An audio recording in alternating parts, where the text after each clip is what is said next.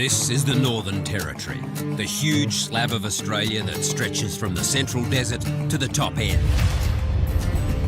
From the croc-infested waters of the Arafura Sea to the country's biggest inland rock. It's a massive beat. You might go somewhere to get a statement, which is 700 k's away. Downtown Darwin has the youngest population in the country. And the wildest nightlife. Sometimes it's pretty scary. You do learn to know who's who in the zoo. With the thermometer stuck on 30 degrees, something's got to give. The build-up drives everybody nuts. Where's the crowbar now? Keeping the peace in this Troppo town calls for a special breed of cop. And up here, they breed them tough. It is one of the last frontiers. You only got to get in the water and something's bound to bite you.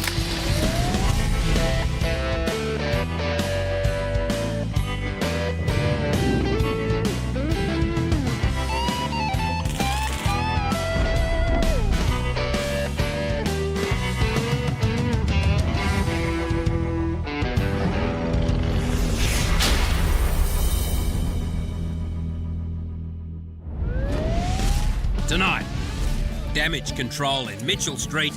Get out of the vehicle. Tracking down a violent offender.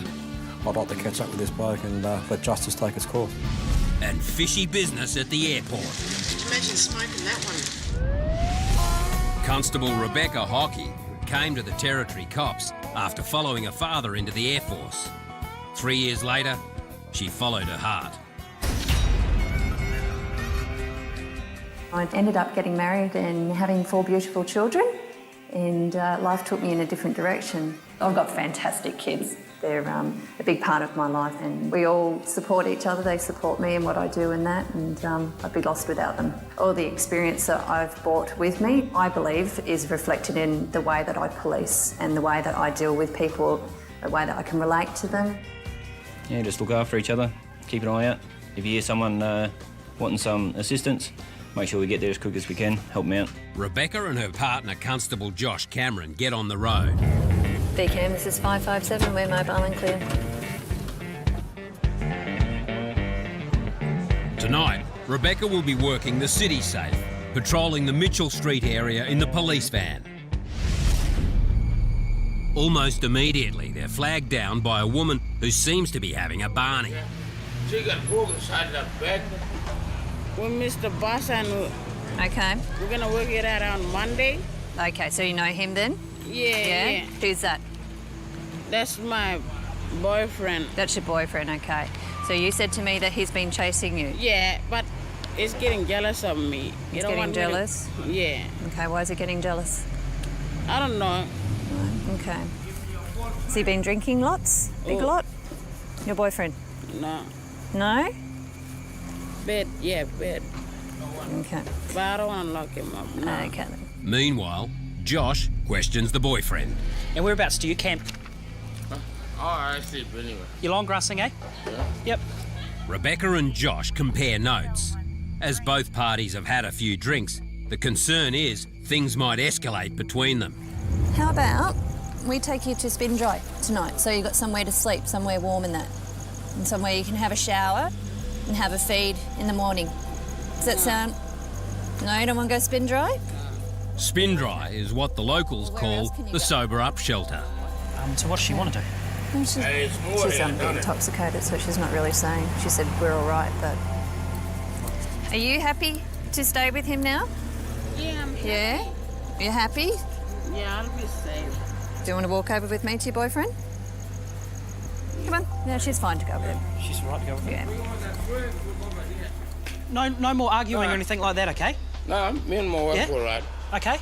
There's no violence in bed. Yeah, I know. I'm not saying there was, but no more arguing tonight, okay? Yeah. No worries? Yeah. Okay, mate. No, I'm all right. I joined the police force to help people. I have a duty of care to do something for these people. You can't turn a blind eye. They're in need, and unfortunately they've had a bit too much to drink. I want to stop and to help them, to make sure that we get them either home or we put them into protective custody and they can be cared for appropriately.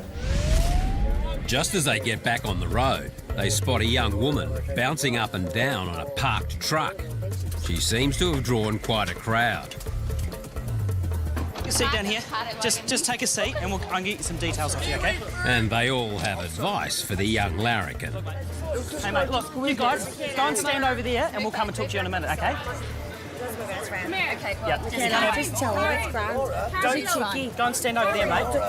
Go and stand over there. No, I'm just down her, Pop up on the side. Then the Irish girl explains why she was using the truck as a trampoline. On the car roof. No, best of friends, I'm just doing it to piss them off. Rebecca and Josh are not impressed. Not your car though, was it? No, it was my friends, but I was just doing it because they deserved to be pissed off. Yeah, I know it's not legal, but I know, sorry. We're going to go down there and have a look at the top of the car. If there's any damage to the top of the car, we're going to take your details and then we're going to get in contact with the person that owns it. Okay. If they want to do something about it, then that's going to be up to them, okay? Rebecca checks the damage on the truck, but while she's taking down the rego details, another punter decides to push his luck. Get out of the vehicle, okay? Is that your vehicle? No, it's not. Would you like somebody to do that to your vehicle? Okay, we'll move on. While Rebecca gives the young tourist an infringement notice for being drunk and disorderly, the party mood on the street shows no sign of abating. Okay then, no worries. Just remind you again, you've got 28 days to pay that. Okay? Minutes later, Rebecca and Josh are back in the quiet of the van. But not for long. They get called across town to investigate the case of a man who's passed out on the lawns of a public building. The bloke seems to have lost half of his clothes. Have you tried to wake him or? Yeah. Hello? It's the police. Wake up. Sit him up. Up you get, mate. That's it. Here we go. Right there? You're asleep on the lawn, mate. Whereabouts do you live? Nycliffe. Ready? 1, 2, 3. There we go. There we go. There's my lift. There's your lift. Right. Whereabouts in Nycliffe do you live, bro? Wherever you can take me. The bloke decides to play a guessing game, and it doesn't go down well. We're not going to tell you no, take you anywhere until you tell us To watch to watch us. Righto then. I don't want to hurt anyone. I just want to go to sleep, though. Okay. All right. No worries. What's your shoe there? Okay, stand by, buddy. Won't be long, eh? If the ride over hasn't completely sobered him up, a night in the watch house is bound to do the trick. Had a bit of a rough night, eh? This door over here. For Rebecca, patrolling the party precinct on weekends can be a big reality check. I go home and look at my children and go, please don't do some of the things that I've seen tonight. But it's all part of a job she wouldn't give up for quits. I love being frontline and being first to respond to the jobs. I like to see a good outcome.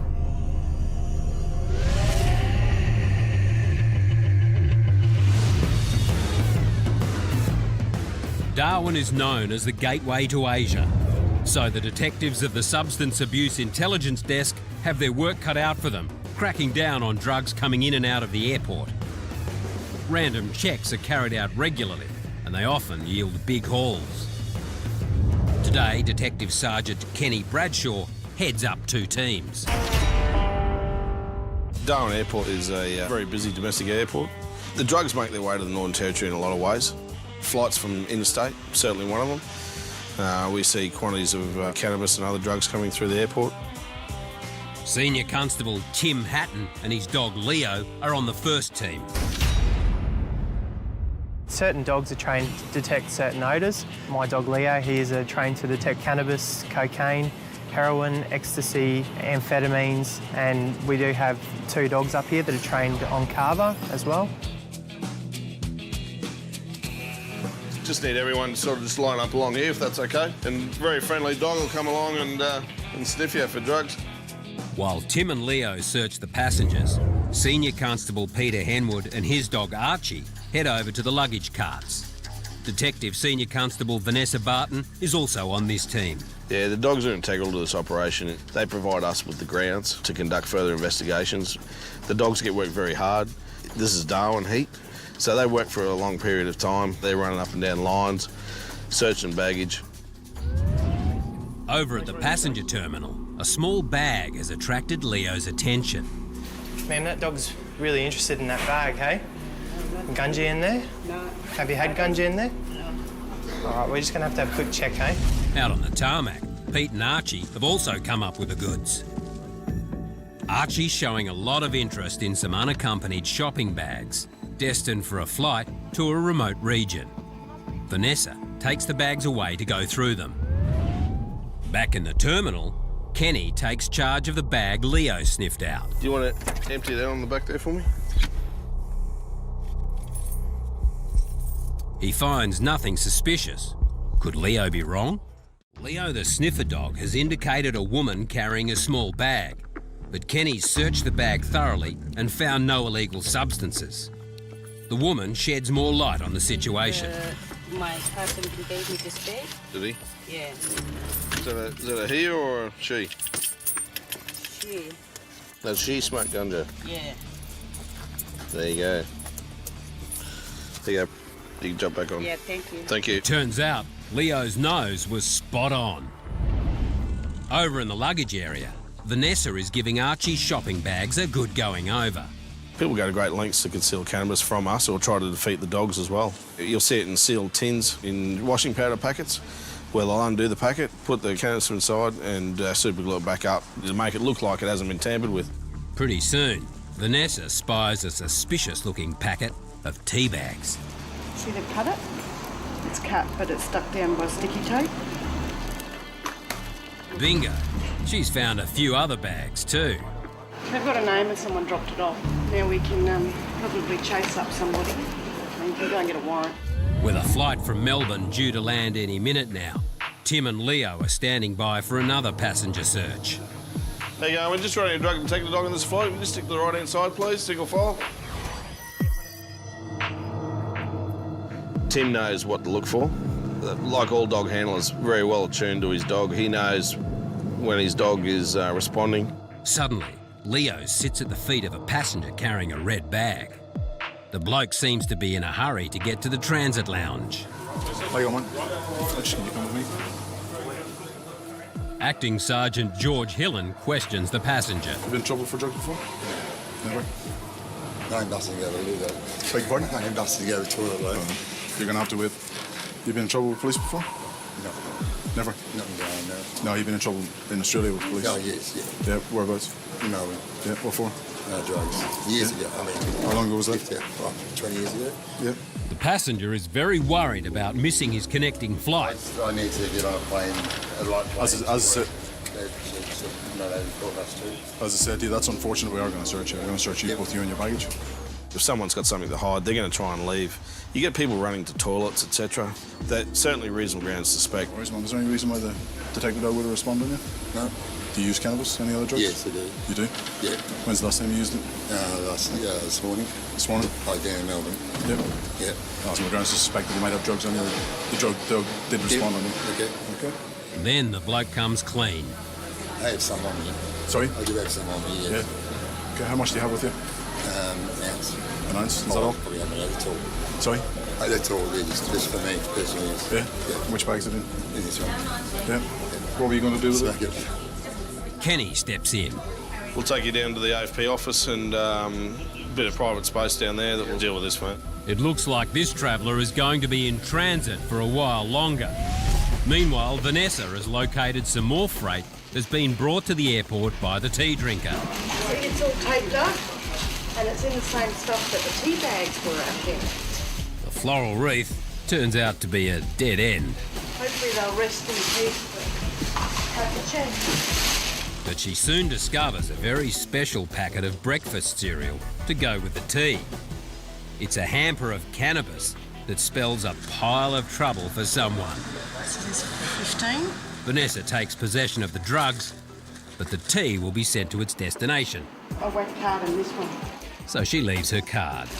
Any questions, give us a call. For Kenny and the canine crew, it's been a rewarding day's work. The dogs are fantastic at detecting cannabis in all sorts of concealments.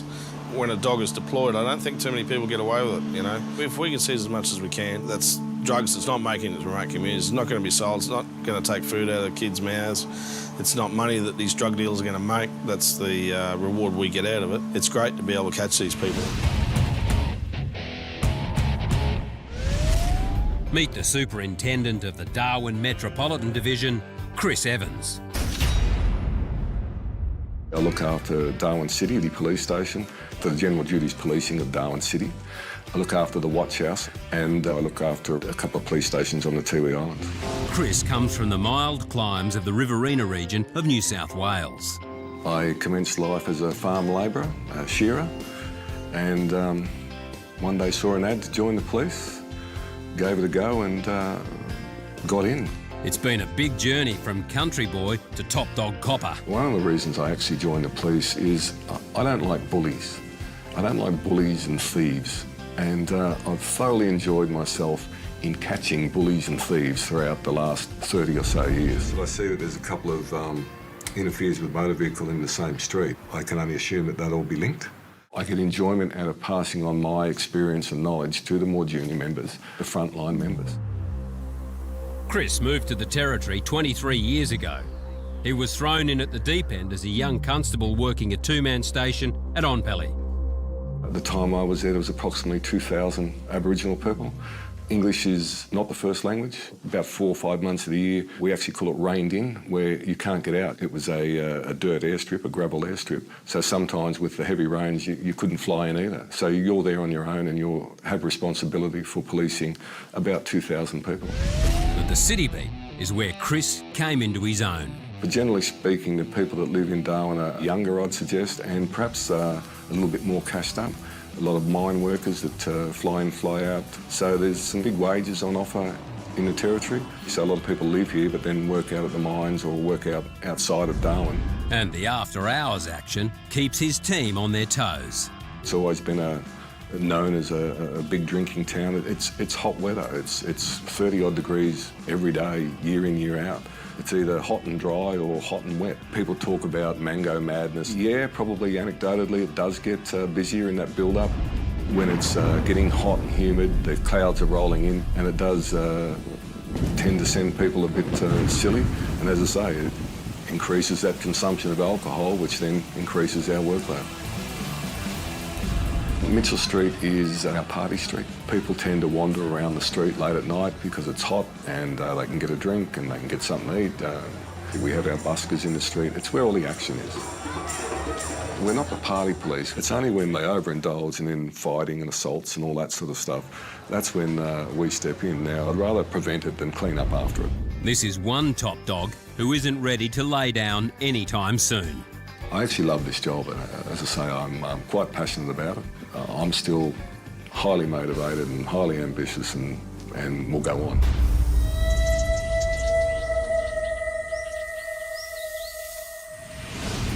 It's late afternoon when Sean Holmes, aka Wombat, clocks on for his night patrol down at Darwin Central. I love this general duties work. I love rolling around with younger blokes and love the outdoor lifestyle. I can't see myself doing anything else other than this in 5 years' time. Today, Wombat teams up with Constable Doug Roberts. They're not long out on the road when their first call comes in about a domestic. Just doing some checks on complainant as well as her reported partner. See what their history is like together. The boys race across town. The caller has reported hearing a man viciously assault his wife, so they need to get to the address pronto. Wombat and Doug are racing across town to the scene of a violent domestic. By the time the boys pull up at the flats, it's eerily quiet. Doug chats to a neighbour who overheard a violent incident between a young couple. Apparently her boyfriend, and it was domestic that started inside and he hit her with a crowbar. I didn't see that, but Right, yeah. she's claiming she's got a young baby down there that's only 4 months old. Right, I'll go have a chat with her. Which direction did he go? He took it quite young. How long ago? Probably about 5-10 minutes ago. On foot? No, in a car. Wombat gets the victim's side of the story, and it's a nasty one. The distressed woman claims her partner bashed her while she was holding her 4-month-old baby. He pushed you? Pushed me like that, and then I bounced off the wall and she hit her head on the stairs and started screaming. Where'd she hit her head? Just here. Right. Have you called an ambulance? No. She was crying? Yeah, she was screaming. The bloke then unleashed his fury onto the young woman's car before taking off. Where's your car? Now, has he hurt you? Yeah, he hit me on the head with the crowbar. Where's the crowbar now? He's got it, that's what he used to smash my car. So all those windows, eh? And he's got the crowbar? Righto. We must have just missed him. Yeah. Wombat calls an ambulance. All right. Now what are you going to do about the baby? If she's hit her head? Maybe she should get checked out. Yeah, I think so. All right, but we'll worry about the baby first, and we'll go and try and find him. I'll call an ambulance, OK? Baby's got a slight bump. The female's also complaining she's got a sore right wrist where she was struck by a crowbar, allegedly. There's nothing obvious, however, she is complaining of soreness herself, so both mum and the baby need to be looked at. We'll remain on scene until St John's turn up, then we've got to work out where this fella's gone. Okay. How big was the crowbar? While they wait for the ambos, Wombat gets a witness statement. So you're at home, in the backyard, or...? Yeah, I was just sitting out in the background.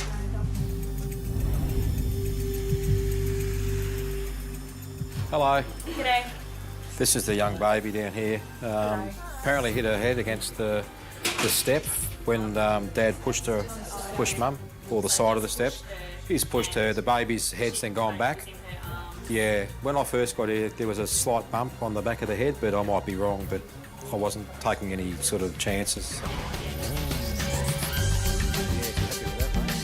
As a father of two, he can't help but be moved by this case. When there's kids and babies and whatnot involved, I think it's pretty ordinary behaviour. The end result is we've got a baby who's possibly harmed, we've got a female who's got scratches and bruising. I'd like to catch up with this bloke and let justice take its course. So. Meanwhile, Doug has been making his own inquiries and he's come up with a lead. We've tracked the fella's utility. We've now got a registration on the Holden ute. We've done some checks over the last couple of months. He's been connected to an address just next to Darwin City. If we can't locate the ute there, then we'll probably have to attend the hospital and get some further information from his partner. Minutes later, Doug spies a ute pulling in. He quizzes a pair of bystanders. What's your name? You seen a bloke around this car, what? Yeah, he walked down here, number 9. No, he went back. Did he go inside or what? I don't know, I just seen him walk down to here. That's all right. But Wombat's one step ahead. Hands up against the wall. Anything in your pockets? Just keys, eh? I'll come back for those keys, eh? For Wombat, it's been a good night's work. Dougie and myself think that's a pretty good result. Very happy to for her behalf and the baby's behalf, because we can now feel comfortable in the fact that he's under arrest and he can't go back there and cause further problems for her when she comes out of hospital.